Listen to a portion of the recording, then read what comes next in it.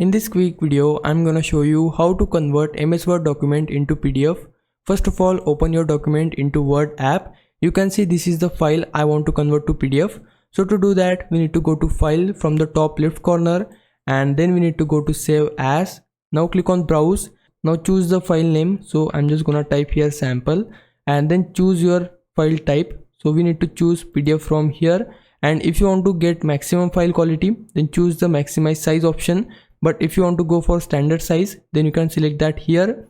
Now click on options and ensure that you have selected all options from here, so that it will convert all of your Word document pages into PDF. If you want to select only current page, then you can select that option from here and leave all of the settings as it is. Then click on OK, and now click on save, and then our file will be saved as PDF. You can see that here, and if I close the Word app, you can see the PDF file here too. So this is the process. Now if I was a big help, can you like this video and subscribe my channel. For now, thanks for watching. Bye bye.